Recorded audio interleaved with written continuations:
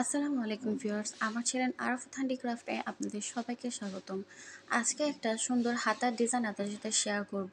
এটাকে অনেকে পাফ হাতা বলে, অনেকে ঘটি হাতা বলে, অনেকে লং ঘটি হাতাও বলে।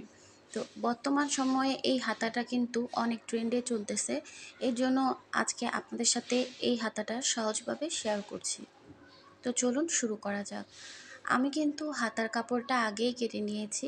আজকে শুধু আপনাদের সাথে সেলাইটাই শেয়ার করব। যদি আপনারা এটা কিভাবে কাটিং করেছি শিখতে চান, তাহলে অবশ্যই আমাকে কমেন্ট বক্সে জানাবেন। আমি অবশ্যই চেষ্টা করব আপনাদেরকে সহজভাবে এই হাতাটা কাটিং শেখানোর জন্য। এখন আমরা সেলাইটা করব। তো চলুন শুরু করা যাক। প্রথমে কিন্তু আমি একটা চিহ্ন দিয়ে রেখেছিলাম, দেখতে পেরেছেন, মানে বগলের সাইড থেকে যে অংশটা আমাদের রাউন্ড এসেছিল, সেই রাউন্ড অংশ থেকে কিন্তু আমরা কুচিটা শুরু করছি। আর কুচিটা কিন্তু আমরা উপরের দিকে উঠছি, যেখানে আমরা হাতাটার উপরের মাঝখান বরাবর একটা চিহ্ন দিয়েছিলাম, সেখানে আমরা চলে আসবো এভাবে কুচিটা দিয়ে। সহজ কথা বলতে গেলে আমরা যে ধুতি পায়জামাটা সেলাই করেছিলাম, সেই ধুতি পায়জামার মতনই কিন্তু সেলাইটা।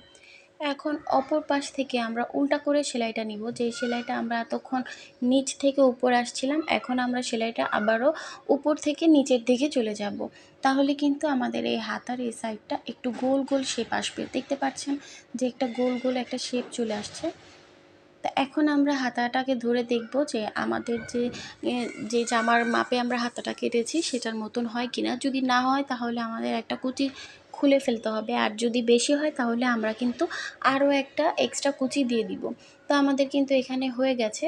তো এখন চাইলে কিন্তু আপনারা হাতার এই সাইডটার মধ্যে আপনারা টিপ বোতামও লাগাতে পারেন, বা আপনারা একদম এভাবেও সেলাই করতে পারেন। তো এইভাবে যদি টিপ বোতাম লাগান তাহলে কিন্তু এভাবে সাইড থেকে মুড়ে আপনারা সেলাই করে নেবেন।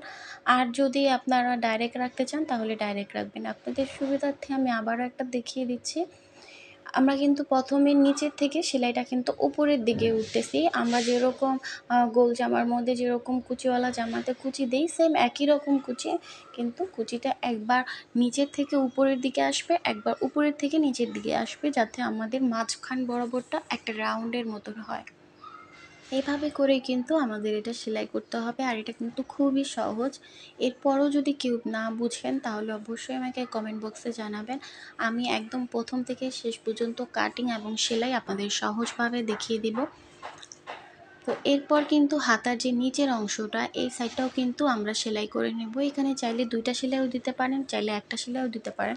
আমি একটা সেলাই দিয়েছি। আর এটা কিন্তু আমি একটা 8 বছরের বাচ্চার গোল জামার মধ্যে এই হাতাটা লাগাবো। আপনারা চাইলে বরখা, সালোয়ার কামিজ যে কোনো কাপড়ের মধ্যে কিন্তু এই হাতাটা লাগাতে পারেন। আমি একটা হাতার মধ্যে লাগিয়েছি, এখন কিন্তু আরেকটা হাতা লাগিয়ে নিব। এখন শেষ অংশ থেকে কিন্তু এখন আমরা সেলাইটা শুরু করব। শুরু করার পর কিন্তু অবশ্যই ভালো করে দেখতে হবে আমাদের যে কুচিগুলো, এইগুলো যাতে একদম সুন্দর মতন বসা থাকে। না হলে কিন্তু দুই একটা কুচি যদি এলোমেলো হয়ে যায় তাহলে কিন্তু হাতাটার শেপটা সুন্দর আসবে না। আর লাস্টের দিক দিয়ে যদি দেখি আমাদের কাপড়টা একটু বেশি হয়েছে, তখন আমরা একটা কুচি দিয়ে দিব। আবারও একটা সেলাই দিয়ে দিচ্ছি। আমরা সবসময় চেষ্টা করব দুইটা করে সেলাই দেওয়ার জন্য, এতে করে কাপড়টা কিন্তু অনেক দিন টিকবে, না হলে কিন্তু সেলাই ছুটে ছুটে যাবে। তো এই যে দেখতে পাচ্ছেন হাতাটা এখান থেকে কিন্তু একটু ফ্লাপি ফ্লাপি থাকবে। তো এই তো আমার হাতাটা কিন্তু তৈরি হয়ে গেছে। ভিডিওটা ভালো লেগে থাকলে অবশ্যই কিন্তু শেয়ার করে দিবেন।